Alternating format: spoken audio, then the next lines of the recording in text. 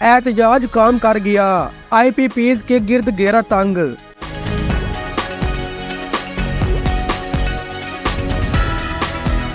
Senate की कायमा committee बराए काबीना सेक्रेटरीट ने IPPs का फॉरेंसिक ऑडिट करने का फैसला कर लिया।